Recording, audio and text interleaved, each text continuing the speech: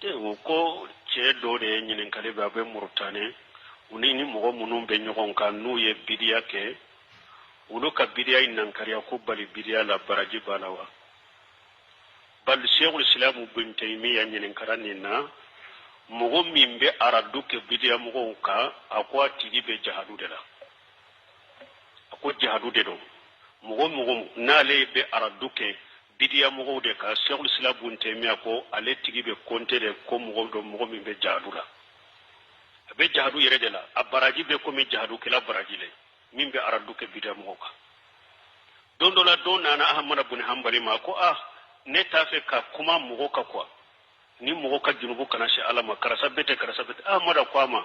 ako ni e yidade ne yindade karasa yidade mo be bo fili la chogodi ako fuyi ka kuma de ika mo bali bidiya la de ika kuma de e yidade ne yindade mo be ko jugu to e chogodi ako fu kuma de kake minye alqamata uqbata ibn alqama dondola nana arati atum ibn munjiri anano ma ko uqbata ibn alqamata ko arati tatma ako an ninne be araduke bidiya mo ka cedo be anfe sunna mo de do me abe to ka kuma nefe kun ka bidiya mo to en kana to ka araduke mo ka o be chogode arati atuko alqamata ako uqbata ibn alqamata ma ako huwa minhum fala talbisu alaykum amrahu ako ale mimbe aw bali kwa kana kuma bidamo kare bidamo de do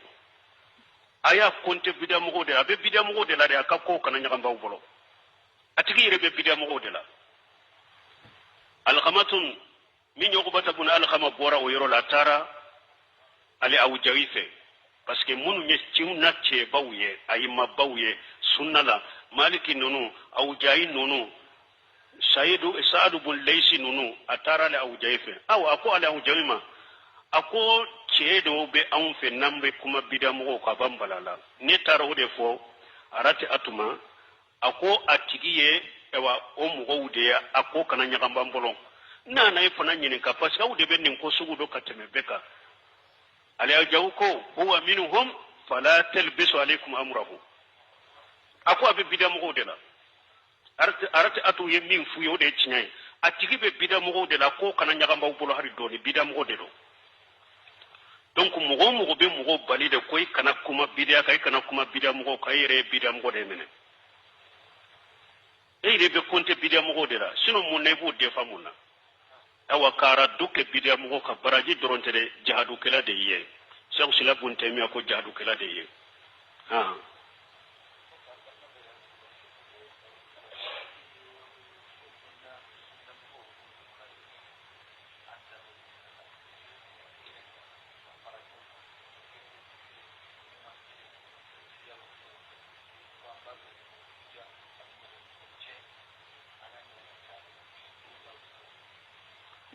ko dobe kofe ko abe amerike ko ako munna ube ko yorodima europe ko ako munna mali sinna mo tese kabbe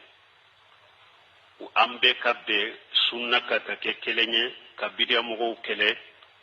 ka sunna sabati ko munno tese kake o mimba to tese kake lanyini chama debe mo la na ya soro ambe be kelende ka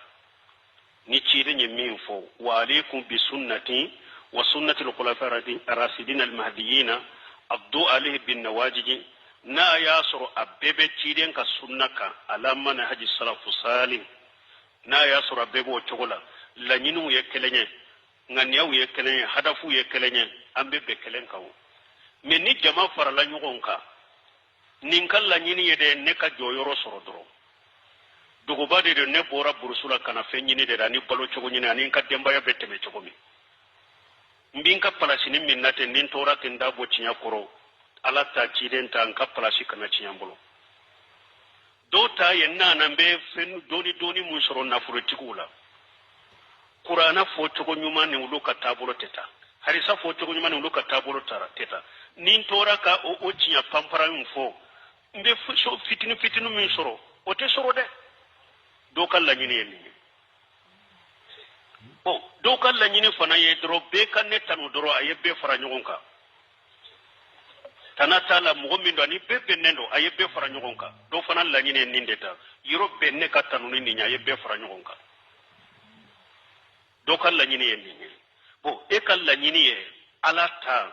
ciden ka sunna sallallahu alaihi wasallam ala manhaji salafu salih nka joyoro soro makotola nka fen soro nafolo tigila makotola mogo kintanu makotala mogo killa gosere makotala ne koni ta yere dro ala ta ciden ka sunna la manhaji salafu salih be sabati togomen ne ka hakile ne kala nyini yenninde aw be se ka bewa atesa faranyon ka fokata jiyawli sino ni la nyini kera sebo ye dina ke chokomi tabino dina ke chokomi tabino ye dina ke chokomi ni be kala nyini nyana be ka sago nyana be tayir ala ta ka sabati kiden ka sunna ka sabati ala manhaji salaf salih ntinyere makara nenna ni nawo netanu nawo ne sonnawo ne kumantirawo ne nyangirawo mako sitala dina ka sabati doro kinya ka sabati na yasuru ninde be kan nganiya abebe men nini te be kan nganiya do awate se ka benin tasika ke be kan nganiya fana wala nyogon soso ni fonko nyogonya so sababu fule